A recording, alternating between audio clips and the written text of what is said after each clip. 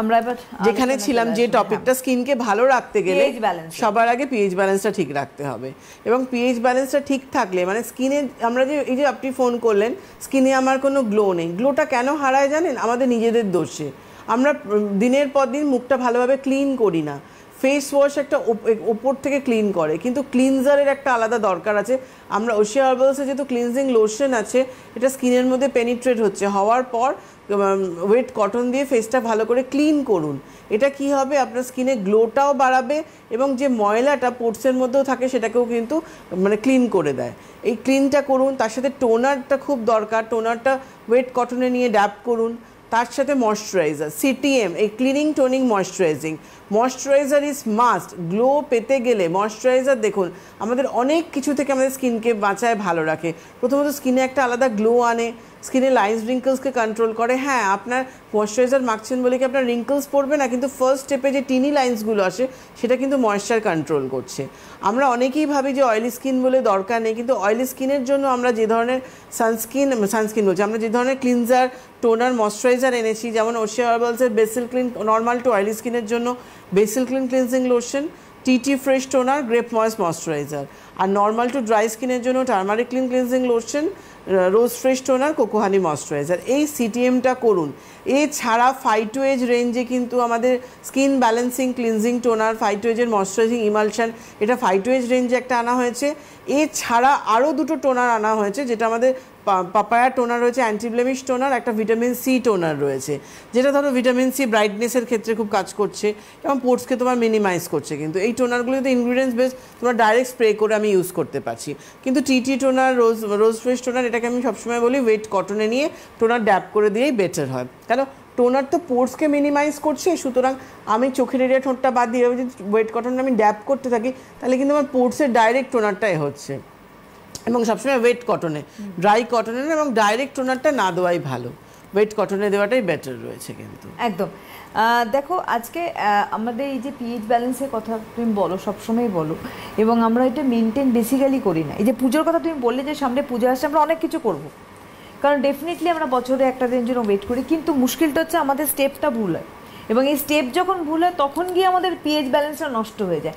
কিছু হয় না, যখন মানে মা যখন জলে নিরঞ্জন হন তারপরে আমার স্কিন উত্তর দেয় একদম তুমি কি করেছো, একদম। কারণ এটা কিন্তু নিয়ম, প্রত্যেক বছরের ঠিক দশমীর পরের দিন থেকে দেখবে টান চলে আসে স্কিনের মধ্যে, স্কিন টানতে। সে যত গরমেই পুজো হোক না কেন, এবার যেহেতু পুজো অনেক আগে পড়েছে, জানি না এবারে কি ক্লাইমেটটা থাকবে, কি হবে,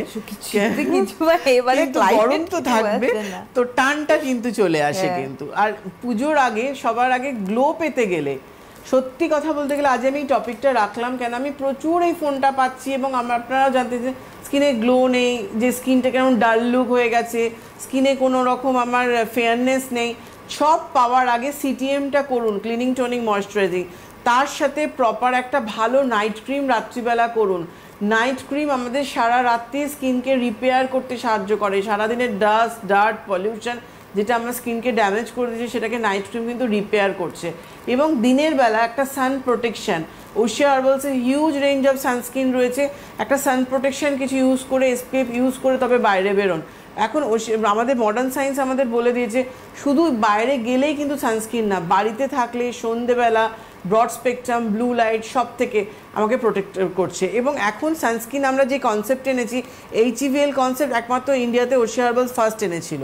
এখন আমাদের যে দুটো নতুন পাপায়া জেল এবং ভিটামিন সি এসেছে, HEVL আছে, তার সাথে কিন্তু আমাদের IRO এসছে, ইনফ্রারেড রেজ, যেটা আমাদের স্কিনকে ডাইরেক্ট ওজোন লেয়ার থেকে যে হিটটা, যে গ্লোবাল ওয়ার্মিংয়ের জন্য যে হিটটা, এটা কিন্তু ইনফ্রারেড রেজটা কিন্তু আমার স্কিনকে আরও প্রবলেম আমরা ফেস করছি, কিন্তু নানা রকমভাবে আমাদের টিস্যুকে হ্যাম্পার করছে, যার জন্য খুব সহজে স্কিন ডাল হয়ে যাচ্ছে, স্কিনে গ্লোটা হারিয়ে যাচ্ছে।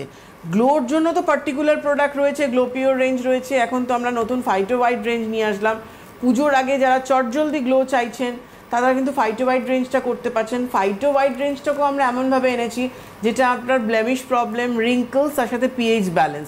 কারণ ফাইটো হোয়াইটের ফেস ওয়াশ আনা হয়েছে, ফাইটো হোয়াইটের সেরামটা এমনভাবে আনা হয়েছে, সেরাম একদম পাতলা হয়, তরল ধরনের এবং একদম লাইট ওয়েটের সেরামটা, তুমি জানো জলের মতো ফাইটো হোয়াইটের সেরামটা, এবং এটার সঙ্গে সঙ্গে ক্লিনিংয়ের পর পোর্টসের ভেতর গিয়ে ডিপ টনিকের কাজ করছে এবং পোর্টসের ভেতরে গিয়ে কিন্তু আমার কাজটা করছে এবং মানে স্কিন টাইটনিং বলো, পোর্টস টাইটনিং বলো, সবটা করতে আমায় সাহায্য করছে।